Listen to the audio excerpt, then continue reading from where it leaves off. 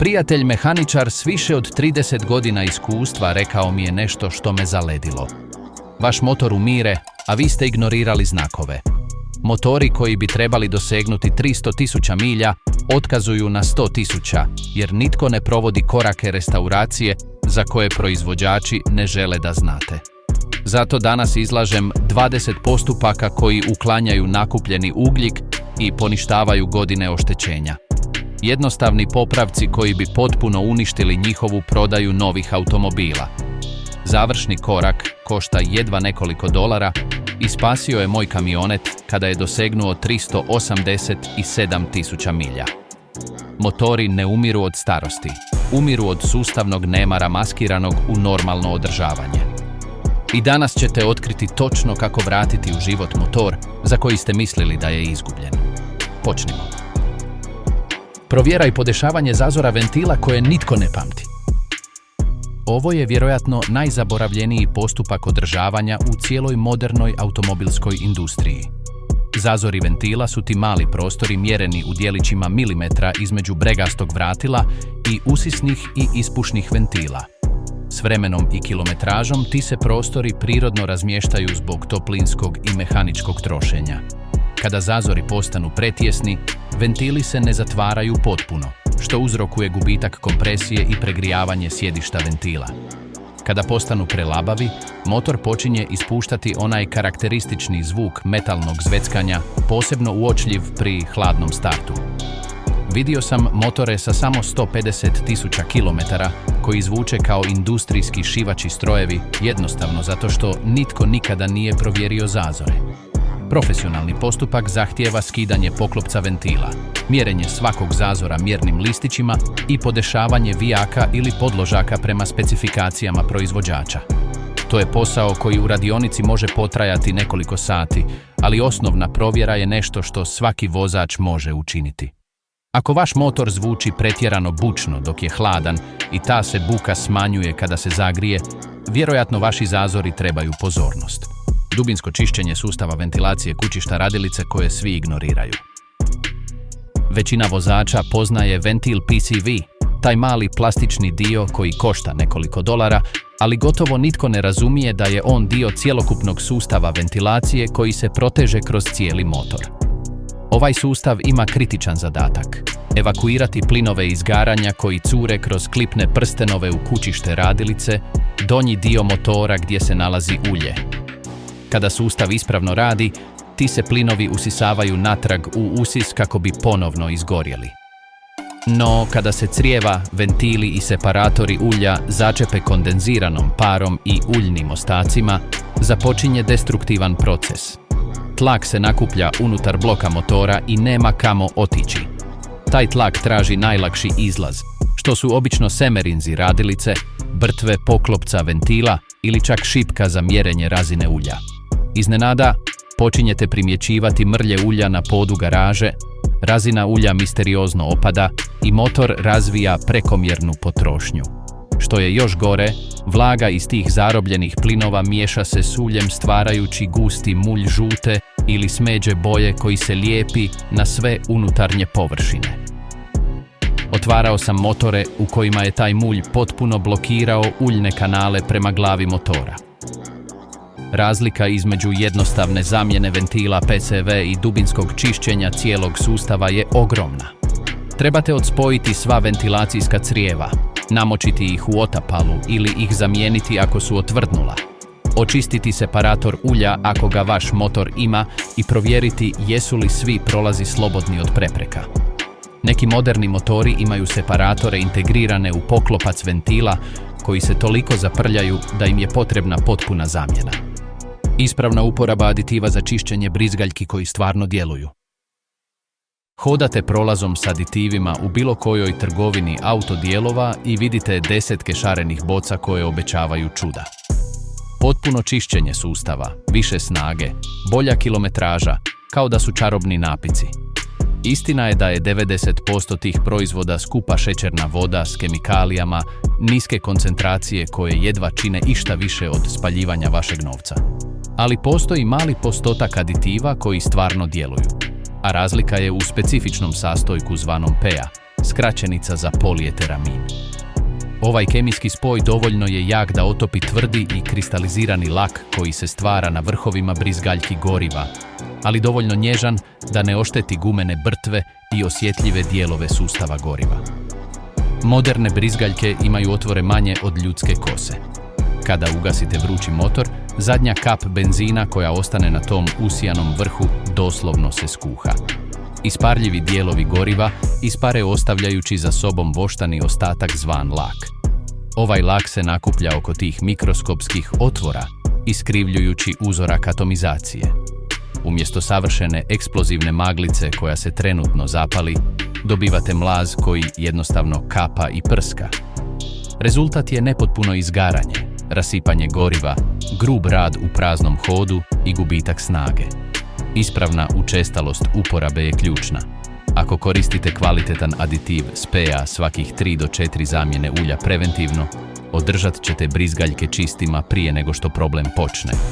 Ako već imate simptome kao što su nepravilan rad u praznom hodu ili gubitak ubrzanja, trebate upotrijebiti koncentriranu dozu i zatim voziti autocestom najmanje 30 minuta kako bi aditiv radio na punoj radnoj temperaturi.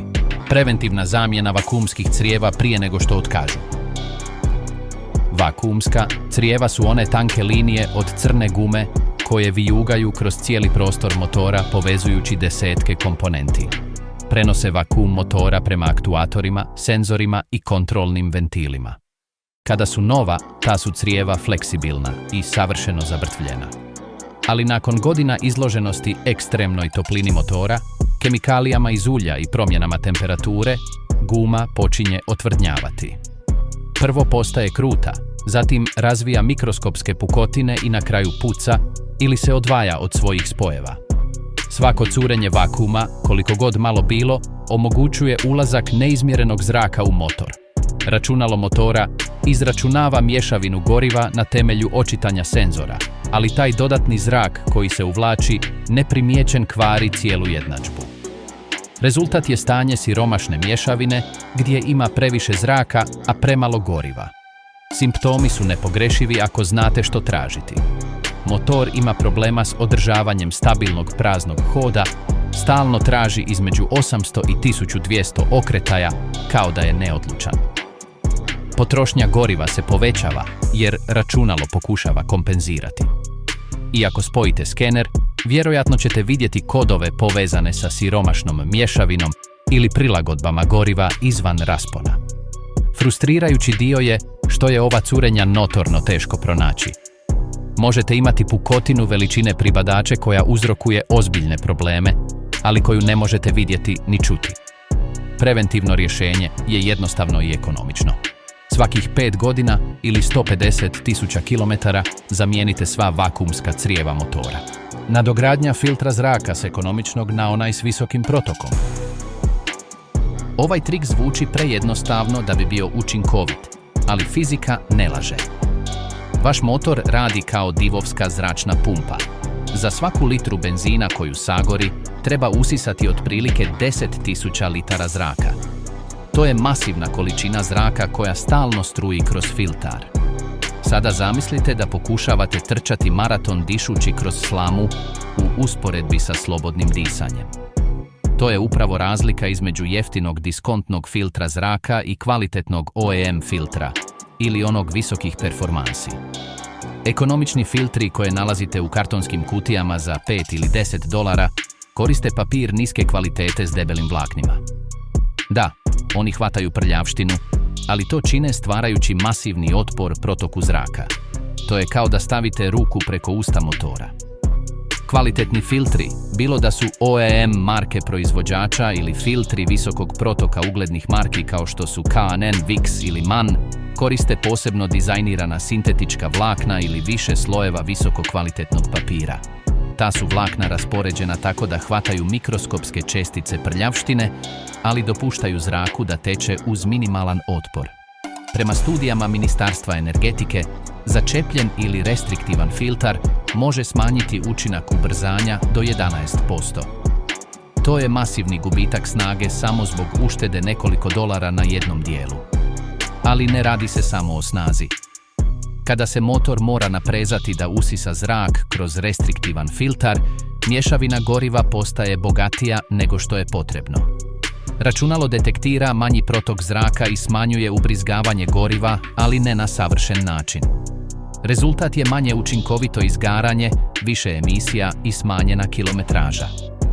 Razlika u odzivu gasa je trenutna i primjetna. Nagazite papučicu i motor reagira trenutno bez onog dijelića sekunde kašnjenja. Ubrzanja se osjećaju linearnije i snažnije. Čišćenje terminala akumulatora koje svi vide, ali nitko ne čisti ispravno. Otvorite poklopac motora bilo kojeg automobila starijeg od 5 godina i postoji velika vjerojatnost da ćete vidjeti taj bijeli ili plavo-zeleni prah oko terminala akumulatora.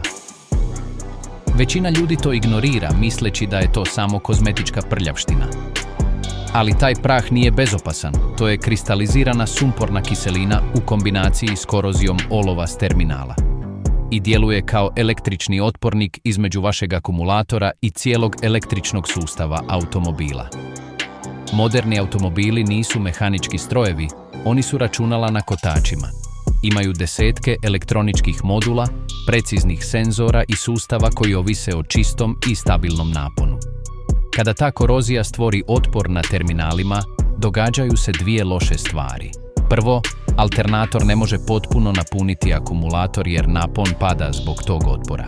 Drugo, akumulator ne može isporučiti čistu energiju brizgaljkama, bobinama paljenja i računalu motora. Mehaničari to nazivaju padom napona. Rješenje traje doslovno 5 minuta i košta manje od $1. Pomiješajte sodu bikarbonu s vodom dok ne dobijete gustu pastu. Odspojite terminale, uvijek prvo negativni kako biste izbjegli iskrenje. Izlijte ili namažite tu smjesu po koroziji i promatrajte kako se pjeni i mjehuri. Ta kemijska reakcija neutralizira kiselinu. Nakon što prestane pjenjenje, uzmite žičanu četku, jednu od onih koje se prodaju posebno za čišćenje terminala akumulatora i trljajte terminale akumulatora kao i stezaljke kabela dok ne zablistaju poput kroma. Inspekcija i zamjena nosača motora koje se nitko ne sjeti provjeriti. Nosači motora su oni dijelovi od gume i metala koji drže motor i mjenjač unutar prostora motora. Njihov je posao dvostruk. Prvo, držati motor u njegovom ispravnom položaju. Drugo, apsorbirati i izolirati vibracije motora kako se ne bi prenosile na šasiju i kabinu. Većina su hidraulički nosači, što znači da imaju komore ispunjene posebnom tekućinom za ublažavanje potresa. S godinama i kilometražom, osobito u ekstremnim klimatskim uvjetima, guma ovih nosača puca i propada. Hidraulička tekućina polako curi. I na kraju, nosač propadne ili se potpuno raspukne. Kada se to dogodi, motor se počinje pretjerano pomicati unutar prostora. U početku primjećujete čudnu vibraciju na upravljaču ili kontrolnoj ploči kada motor radi u praznom hodu. Vibracija se povećava kada stavite automobil u stupanj za vožnju naprijed ili unatrag. Neki vozači opisuju lupanje ili udarac kada ubrzavaju iz mjesta. Vidio sam klijente koji su mislili da im mjenjač otkazuje, spremni platiti $3000 za obnovu, kada je stvarni problem bio nosač motora od $50. Dijagnoza je jednostavna. S upaljenim automobilom, povučenom ručnom kočnicom i nekim tko promatra izvana, stavite automobil u položaj za vožnju i lagano ubrzajte. Motor će se malo pomaknuti, to je normalno. Ali ako se motor dramatično nagne ili se čini da želi iskočiti iz prostora motora, vaši nosači su mrtvi. Ponovite u hodu unatrag, jer neki nosači više otkazuju u jednom smjeru nego u drugom. Razlika između vožnje s propalim nosačima naspram novih nosača je kao razlika između traktora i luksuznog automobila. Odjednom, motor je savršeno miran u praznom hodu, grube vibracije nestaju. Zamjena natezača klinastog remena zajedno s remenom. Svi znaju da se remenje troši i da ga je potrebno zamijeniti. Ali gotovo nitko ne razmišlja o natezaču, toj remenici s oprugom koja drži remen zategnutim. Natezač je kritičan jer je njegov posao održavati stalnu napetost remena dok se on okreće na 1000 okretaja u minuti, pokrećući alternator, pumpu zavodu, pumpu servoupravljača i kompresor klima uređaja. S vremenom unutarnja opruga natezača oslabi. Kada se to dogodi, remen počinje kliziti. To klizanje stvara dva ozbiljna problema. Prvo, generira masivnu toplinu koja ostakljuje remen, čineći ga tvrdim i škripavim. Ali drugo, i puno gore, slab natezač omogućuje remenu da odskakuje i vibrira. Te se vibracije prenose izravno na ležajeve svih dodataka koje remen pokreće. Ležajevi alternatora počinju prerano otkazivati. Pumpa za vodu razvija zračnost u svojoj osovini. Remenica radilice se čak može oštetiti. Prema tvrtki Daiso, jednom od najvećih proizvođača remenja, natezač koji je samo 5 stupnjeva izvan poravnanja ili je malo slab, može smanjiti vijek trajanja klinastog remena za 50% i uzrokovati kvar ležajeva alternatora u manje od 15.000 km. Rani simptomi su škripanje ili cviljenje pri hladnom startu, posebno ujutro. Neki automobili ispuštaju taj zvuk samo tijekom prvih nekoliko sekundi nakon pokretanja, a zatim prestaje kada se sve zagrije. Ljudi to ignoriraju misleći da je to normalno kod starih automobila. Nije. To je upozorenje da je natezač slab. Najčešća pogreška je zamjena samo remena kada počne stvarati buku. Potpuno ispuštanje tekućine servoupravljača koje se nikada ne spominje. Ako vaš automobil ima hidraulički servoupravljač, što je većina vozila koja nisu potpuno nova, postoji tekućina koja cirkulira kroz crijeva, pumpu i letvu upravljača pod tlakovima koji premašuju 1000 funti po kvadratnom inču. To je ekstremni tlak, a s tim tlakom dolazi ekstremna toplina. Tekućina upravljača se zagrijava, oksidira i s vremenom propada od svjetlo-crvene i prozirne do tamnosmeđe ili čak crne s metalnim izgledom. Taj metalni izgled dolazi od mikroskopskih čestica gumenih brtvi i metalnih dijelova sustava koji se troše. Na kraju se tekućina pretvara u gusti metalni mulj koji više ne podmazuje niti štiti. Simptomi su nepogrešivi kada znate što slušati. Okrenete upravljač do kraja ulijevo ili udesno dok se ne zaustavi i čujete jecanje ili cviljenje. Upravljač se osjeća teškim kada parkirate. U teškim slučajevima pumpa proizvodi stalno zujanje čak i kada vozite ravno. Uzrok je taj što stara i gusta tekućina ne može slobodno teći kroz mrežice i zaslone unutar pumpe. Pumpa doslovno umire od žeđi pokušavajući usisati tekućinu koja je pregusta. Dobavljači autodijelova izvještavaju da se prodaja pumpi upravljača udvostručila u posljednjem desetljeću na starijim vozilima, što se uvelike pripisuje činjenici da vlasnici nikada ne mijenjaju tekućinu. Pumpe se mijenjaju kada su mogle biti spašene jednostavnom zamjenom tekućine od $50. Profesionalna metoda je spajanje stroja koji vrši potpuno ispiranje, ali postoji domaći način koji radi iznenađujuće dobro. Kupite veliku kuhinsku štrcaljku, jednu od onih za puricu, za $2 ili $3. Kupite ispravnu tekućinu za svoj automobil, obično oko $10 po litri. Potpuno ispiranje kočione tekućine koje nitko ne radi na vrijeme. Razgovarat ćemo o nečemu što vam doslovno može spasiti život, ali što većina ljudi potpuno ignorira dok ne bude prekasno. Kočiona tekućina. Za razliku od ostalih tekućina u automobilu, kočiona tekućina ima jedinstveno kemijsko svojstvo koje se naziva higroskopnost, što znači da upija vlagu iz zraka poput spužve. To se događa postupno kroz gumena crijeva kočionog sustava koja su blago porozna. S vremenom ta tekućina koja bi trebala biti potpuno suha počinje nakupljati vodu. Problem je osnovna fizika. Čista voda ključa na 100 stupnjeva Celzijevih. Kvalitetna kočiona tekućina ključa na više od 200 stupnjeva. Kada snažno kočite, posebno na dugim nizbrdicama ili u hitnim situacijama, kočnice stvaraju masivnu toplinu. Ako vaša tekućina ima vode, ta voda može proključati i pretvoriti se u paru. I tu leži smrtna opasnost. Para je stišljiva. Tekućina nije. Kada pritisnete papučicu kočnice, ako u vodovima ima pare, papučica tone prema podu i vaše kočnice postaju spužvaste ili izravno otkazuju. Vijeće za njegu automobila utvrdilo je da više od 50% vozila u prometu ima kočionu tekućinu s opasnim razinama vlage, više od 3% sadržaja vode. To je dovoljno da uzrokuje otkazivanje kočnica pod intenzivnom uporabom. Ali čak i prije nego što dođe do te kritične točke, voda u tekućini uzrokuje drugi problem. Voda u kombinaciji s kočionom tekućinom postaje korozivna. Počinje oksidirati unutarnje dijelove kočionih cilindara iznutra. Klipovi se zaglavljuju, brtve propadaju. I na kraju trebate obnoviti cijeli kočioni sustav uz trošak od 100 ili 1000. Ispravan postupak je napraviti potpuno ispiranje kočionog sustava svake 2 godine, bez obzira na kilometražu. Neobično odzračivanje gdje samo izbacujete mjehuriće zraka. Potpuno ispiranje gdje istiskujete svu staru i vlažnu tekućinu i zamjenjujete je novom i suhom tekućinom iz zapečaćene boce. Stvarna zamjena tekućine u mjenjaču koja navodno traje cijeli život. Razotkrit ćemo najveću i najprofitabilniju laž cijele moderne automobilske industrije. Ako otvorite priručnik svog automobila i u njemu piše da je tekućina u mjenjaču doživotno zapečaćena ili da je nikada ne treba mijenjati, besramno lažu kako bi vam prodali novi mjenjač na 120.000 km. Jedan otac dovezao je svoju Toyota Camry iz 2017. jer je mjenjač opasno oklijevao pri pokušaju pretjecanja na autocesti. Zastupnik mu je procijenio $5.500 za novi mjenjač. Ispustili smo tu navodno vječnu tekućinu.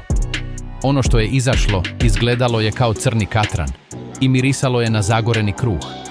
Napunili smo novom tekućinom slijedeći točne specifikacije proizvođača i vidio sam mrtve mjenjače na 90.000 jer je vlasnik vjerovao toj naljepnici za cijeli život. Ispravan postupak nije kompliciran niti zahtijeva posebnu opremu. Pronađite čep za ispuštanje mjenjača ispod automobila. Pripremite posudu za prikupljanje između 4 i 6 litara tekućine. Otpustite čep i pustite da se potpuno isprazni. Ponovno postavite čep s novim prstenom ako je potrebno. Napunite kroz cijev za mjerenje ili čep za punjenje ovisno o vašem modelu točnom tekućinom koju je naveo proizvođač. Nemojte improvizirati s univerzalnim tekućinama. Svaki mjenjač ima specifične kemijske zahtjeve. Vozite automobil tjedan dana provjeravajući razinu dok je vruć s upaljenim motorom. Servis diferencijala i razvodnog reduktora koji se nitko ne sjeti napraviti.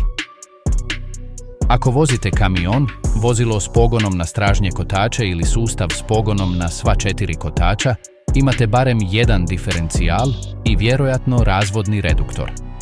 To su teške i robusne kutije s zupčanicima koje raspoređuju snagu motora prema kotačima. Ispunjene su posebnim gustim uljem za zupčanike i nemaju nikakav filtar. To znači da svaka mikroskopska metalna strugotina koja nastane normalnim trošenjem zupčanika ostaje zauvijek lebdjeti u ulju. Ekonomičnost goriva opada bez očitog razloga. Zujanje ili cviljenje na autocesti zvuk je ležajeva zupčanika koji počinju otkazivati pod tim stalnim onečišćenjem. Postupak je izravan. Pronađite čep za punjenje i čep za ispuštanje diferencijala. Nalaze se na stražnjem kućištu, obično jedan gore, a drugi dolje. Pažljivo otpustite čep za ispuštanje jer će to staro ulje biti nevjerojatno gusto i imat će užasan miris. Pustite da se potpuno isprazni, što može potrajati nekoliko minuta jer je poput meda. Ponovno postavite čep za ispuštanje s novom podloškom.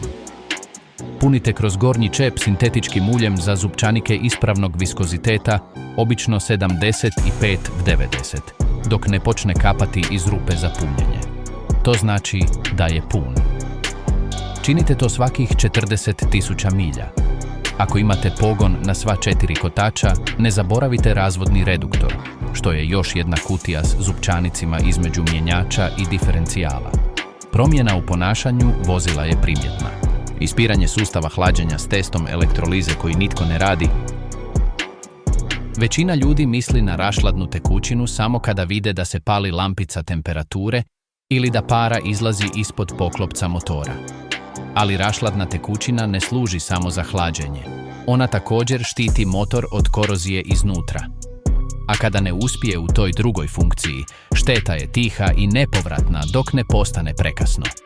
Jedan Chevrolet Cruze stigao je u radionicu s curenjem iz grijača kabine. Odlučili smo napraviti test koji gotovo nijedna radionica ne radi. Spojili smo digitalni multimetar na rašladnu tekućinu dok je motor radio. Očitanje je bilo 0,6 volti. Rašladna tekućina pretvorila se u tekuću bateriju. Kada se inhibitori korozije u rašladnoj tekućini potroše, tekućina postaje kisela. Vaš motor je izgrađen od više različitih metala, aluminija u bloku i glavi motora, željeza u nekim komponentama, bakra u hladnjacima. Kada vodljiva tekućina prelazi preko različitih metala, stvara se fenomen nazvan elektroliza ili galvanska korozija. U osnovi, elektroni teku s jednog metala na drugi kroz tekućinu, a taj protok doslovno izjeda slabiji metal na molekularnoj razini. Prema Nacionalnoj udruzi za servis automobilskih hladnjaka, elektroliza je glavni uzrok kvara grijača kabine i hladnjaka. Ono što zastrašuje jest da se to događa potpuno nevidljivo izvana. Rašladna tekućina može izgledati čisto i zeleno, ali iznutra izjeda aluminijske legure vaše glave motora ili buši mikroskopske rupe u hladnjaku. Jednog dana jednostavno počnete gubiti rašladnu tekućinu bez vidljivog razloga ili još gore, motor se pregrije na autocesti jer je hladnjak iznutra toliko korodirao da više ne može prenositi toplinu. Test je smiješno jednostavan i trebao bi biti dio svake ozbiljne inspekcije. S hladnim motorom skinite čep hladnjaka ili spremnika. Upalite motor. Uzmite digitalni multimetar, postavite ga na istosmjerni napon. Zamjena ventila PCV koja košta manje od ručka.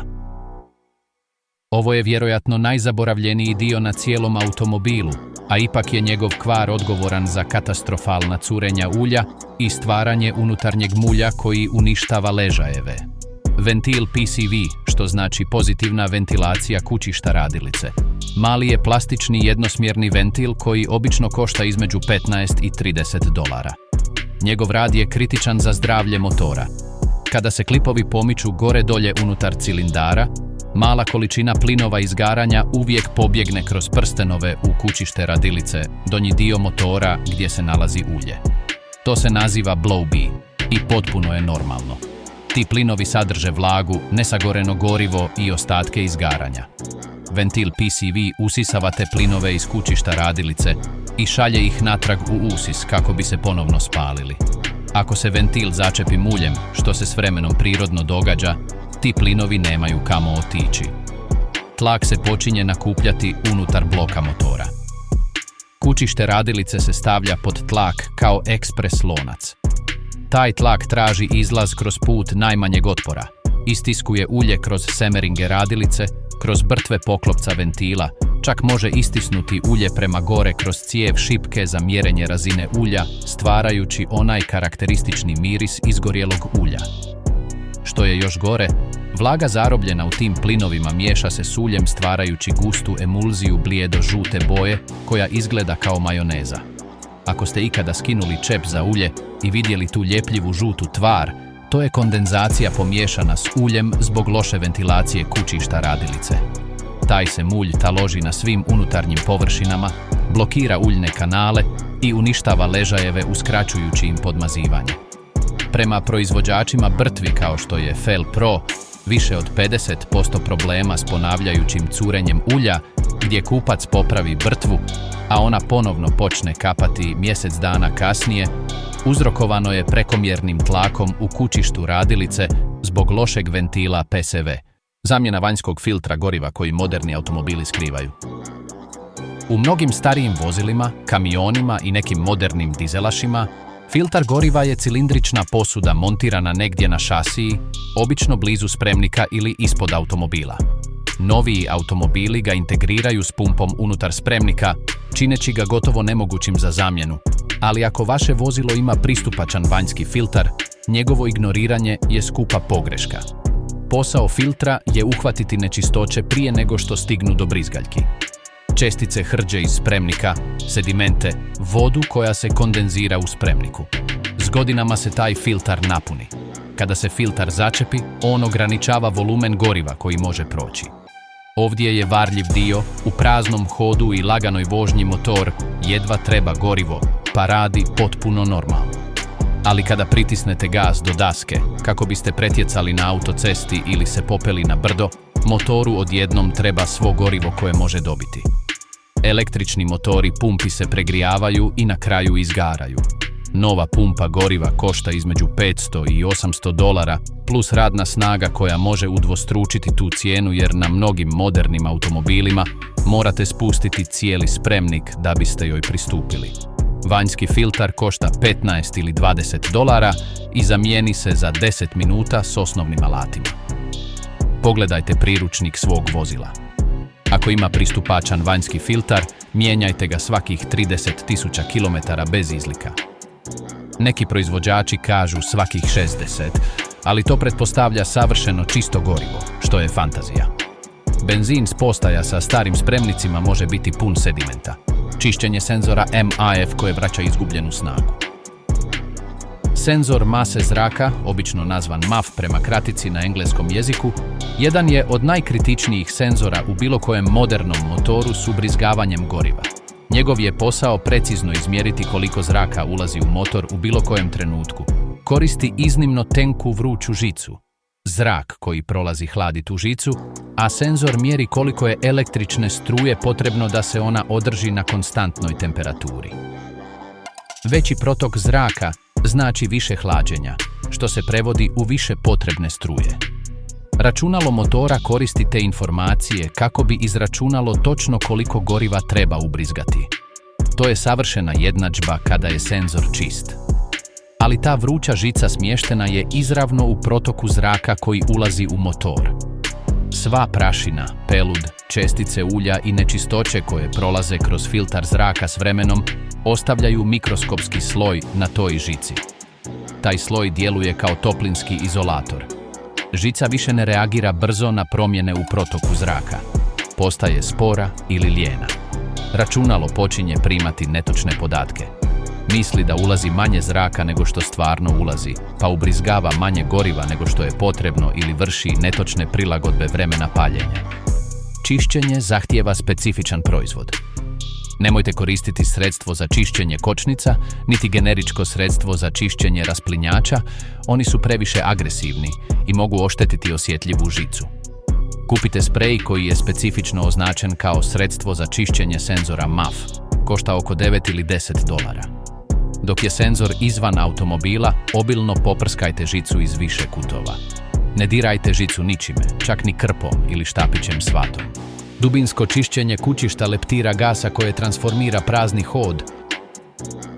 Arhitekt je dovezao svoj Ford F-150 iz 2016. žaleći se da se kamionet ponekad gasi kada se zaustavi na gradilištima ili da se broj okretaja u praznom hodu toliko spusti da svjetla priguše. Već je zamijenio akumulator i alternator misleći da je to električni problem, potrošivši $100 bez da je išta riješio. Skinuo sam usisno crijevo za zrak, posao od 5 minuta s odvijačem. Usmjerio sam svjetiljku unutar kućišta leptira gasa. Leptir ventil, onaj metalni poklopac koji kontrolira koliko zraka ulazi, bio je okružen debelim prstenom crnog i ljepljivog ugljika. Izgledalo je kao da ga je netko obojao katranom. Prema biltenima tehničke službe Forda i GM-a, prljava kućišta leptira gasa predstavljaju gotovo 25% svih pritužbi na grub rad u praznom hodu kod vozila s više od 120.000 km. To je masovni problem uzrokovan osnovnom kemijom. Sustav PCV šalje uljne pare natrag kroz usis. Te se pare kombiniraju s prašinom i ugljikom iz nepotpunog izgaranja. Sve se to peče na unutarnjim površinama kućišta leptira gasa, stvarajući tvrdu koru. Kada bi leptir ventil u praznom hodu trebao biti potpuno zatvoren, dopuštajući samo preciznu količinu zraka kroz elektronički kontrolirani premosnik, taj prsten ugljika drži ventil lagano otvorenim ili ograničava premosnik. Računalo poludi pokušavajući kompenzirati nedosljedna očitanja zraka. Prazni hod se nepredvidivo diže i spušta. U teškim slučajevima motor se guši i gasi kada se zaustavite, jer jednostavno ne može održati dovoljan protok zraka. Trebate limenku specifičnog sredstva za čišćenje kućišta leptira gasa, košta oko $8 i staru krpu. Nikada ne prskajte izravno u motor s otvorenim gasom ako to možete izbjeći, iako neki postupci to zahtijevaju. Zamjena svjećica prije nego što potpuno otkažu i unište bobine. Većina vozača radi prema filozofiji ako nije pokvareno, ne popravljaj. I s modernim svjećicama od iridija ili platine koje obećavaju trajanje od 100.000 km ili više, ljudi ih jednostavno zaborave. Ali evo stvarnosti koju vam nitko ne govori. Samo zato što radi, ne znači da radi dobro. Svaki put kada svjećica baci iskru, električni luk skače između središnje elektrode i bočne elektrode. Taj luk je nevjerojatno vruć, 1000 stupnjeva. Sa svakim izbijanjem, mikroskopska količina metala ispari s elektroda. Nakon milijuna izbijanja, prostor između tih elektroda, nazvan zazor, polako se širi. S vremenom prelazi s 0.8 mm na 1.2, 1.5. Čini se beznačajnim, ali ima masivne posljedice. Bobine paljenja dizajnirane su za generiranje točnog napona potrebnog za preskakanje originalnog zazora. Kada se taj zazor proširi, bobina mora raditi sve teže i teže, generirajući više napone kako bi iskra preskočila veću udaljenost. Na kraju, pod velikim opterećenjem, kada je cilindar pod maksimalnim tlakom, bobina ne može generirati dovoljno napona. Iskra ne skače ili je toliko slaba da se gasi zbog tlaka u cilindru. To je zatajanje paljenja. Vozači to osjećaju kao oklijevanje ili trenutni gubitak snage pri jakom ubrzanju. Što je još gore, bobine koje su stalno preopterećene razvijaju unutarnje vruće točke i na kraju potpuno otkažu. Nova bobina košta između $50 i $150, ovisno o automobilu. Set svjećica košta između 40 i 80. Pogodite koje želite zamijeniti. Testovi na dinamometru koje su proveli servisi za performanse dosljedno pokazuju da zamjena istrošenih svjećica svježima može vratiti između 5 i 10 konjskih snaga u motoru s 4 cilindra. To je doslovno najjeftinija snaga koju možete kupiti. Ispravno pravilo. Zamijenite svjećice svakih 60 do 90 tisuća kilometara, čak i ako su od iridija. Da, proizvođač kaže 160 tisuća, ali to je u savršenim laboratorijskim uvjetima sa stalnim premium gorivom i bez hladnih startova. Preventivna zamjena senzora kisika prije nego što upropaste vašu ekonomiju. Vaš automobil može raditi savršeno, paliti svaki put bez problema, bez lampica upozorenja na kontrolnoj ploči. Ali vaša ekonomičnost goriva je tiho i stalno opadala tijekom posljednjih nekoliko godina i ne možete razumjeti zašto. Zamijenili ste filtar zraka, svjećice, radite redovito održavanje. Vjerojatni krivac su lijeni senzori kisika. Senzori od 2 žive u vašem ispušnom sustavu, obično ih ima najmanje 2, jedan prije katalizatora i drugi poslije. Stalno su izloženi temperaturama koje premašuju 600 stupnjeva Celzijevih. Njihov posao je njuškati ispušne plinove i govoriti računalu je li mješavina zraka i goriva bogata, previše benzina ili siromašna, previše zraka. Računalo prilagođava brizgaljke 1000 puta u minuti na temelju tih očitanja. Kada su senzori novi, trenutno reagiraju na promjene u sastavu ispuha. Ali s godinama izloženosti ekstremnoj toplini i nečistoćama, unutarnji keramički element propada. Senzor postaje spor ili lijen. On još uvijek tehnički radi, još uvijek šalje signal, ali više ne reagira brzo. Računalo radi s odgođenim informacijama, kao da pokušavate voziti gledajući u retrovizor. Vrši prilagodbe na temelju onoga što se dogodilo prije pola sekunde umjesto onoga što se događa sada. Rezultat je mješavina goriva koja je stalno izvan optimalne. Ponekad je malo bogata, uzalud trošeći benzin. Ponekad je malo siromašna, smanjujući snagu. Preventivno rješenje. Ako vaš automobil ima više od 120.000 km i primijetite da se potrošnja goriva postupno pogoršala bez objašnjenja, zamijenite prednji senzor kisika, onaj koji se nalazi prije katalizatora. To je primarni senzor koji računalo koristi za prilagodbe goriva u stvarnom vremenu. košta oko 100 do 120 dolara za kvalitetan senzor marke kao što su Denso ili NTK. Ne kupujte jeftine generičke senzore, rijetko rade ispravno. Profesionalno čišćenje ventila metodom Walnut Blasting za motore s izravnim ubrizgavanjem. Ovo je tiha epidemija moderne automobilske ere koja pogađa milijune vozila i gotovo nitko ne zna da se događa dok njegovo vozilo ne izgubi toliko performansi da se čini polumrtvim. Ako vozite bilo koji automobil proizveden nakon 2010. s motorom s izravnim ubrizgavanjem, marke kao što su Audi, Volkswagen, BMW, Ford s EcoBoostom, Mazda sa SkyActiv-om, Hyundai, vaš se motor polako guši ugljikom, a vi to vjerojatno ne znate. U tradicionalnim motorima s ubrizgavanjem u usisne kanale, benzin se prska u usisni kanal prije ulaska u cilindar.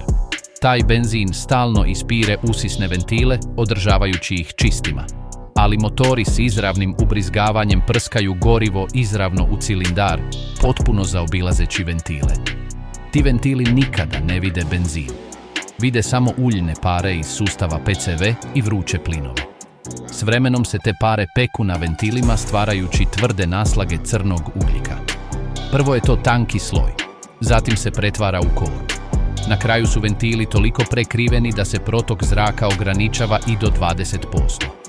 Neovisni testovi na GTI motorima pokazuju da na 100.000 km neki motori imaju ograničenje protoka zraka veće od 20%. Postupak zahtijeva demontažu usisne grane kako bi se izravno pristupilo ventilima. Tehničar brtvi cilindre kako ništa ne bi upalo unutra. Zatim koristi zrak pod tlakom za ispaljivanje ljuski oraha na ventile dok ručno okreće motor. Ugljik se odvaja u komadima i usisava. Ventili ostaju kao novi, sjajeći srebrnim metalom. Vlasnik GTI-a sa 110.000 km platio je $600 za profesionalni Walnut Blast. Pisao mi je sljedeći dan rekavši da je to drugi automobil, da može ponovno paliti gume u drugoj brzini. Vratio je 100% tvornički dizajniranog protoka zraka. Upravo ste otkrili 20 postupaka restauracije za koje se proizvođači nadaju da ih nikada nećete naučiti.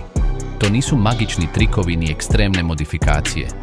To su logična održavanja temeljena na stvarnoj fizici i kemiji koja poništavaju nakupljeno trošenje i vraćaju vaš motor u njegovo projektirano stanje.